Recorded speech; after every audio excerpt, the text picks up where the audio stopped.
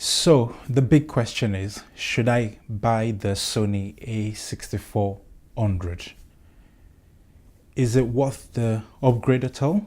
Given that they've got an amazing A6500, the A73 series and the A9 series.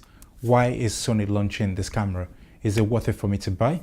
The answer is yes, and the answer is also no, given that you fall into any of these conditions. If you have the Sony A6500 or you have the Sony A7 III, it's probably not worth the upgrade.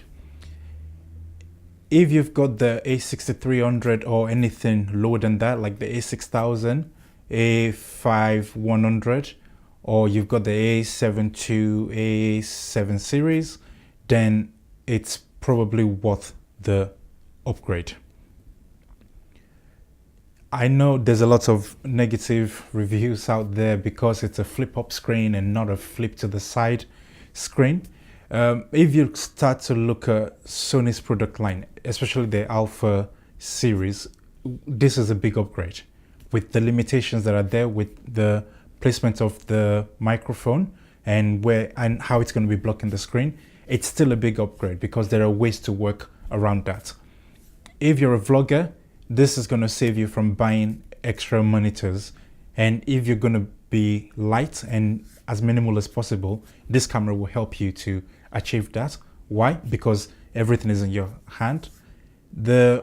All the updates that we had was it can definitely shoot 1080p at 120 frames per second, which is amazing for your slow motions and for any slow motion lovers out there. The 4K 30p, the touchscreen feature works very well. There is no in-body stabilization, but with a good gimbal, because the camera is so small and light, you'll be good to go with all your vlogging needs. So in conclusion, this camera is not for everybody. The price point is quite competitive. It's not too expensive compared to the other releases and the other lines, but the last decision is in your hands.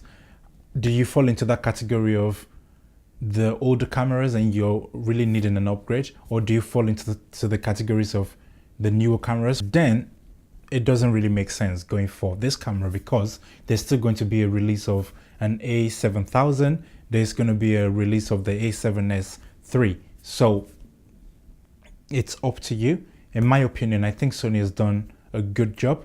It's not the best job, but at the same time, they're trying to protect their product lines, as it seems with this release. Either way, let me know what you think in the comments below. Peace.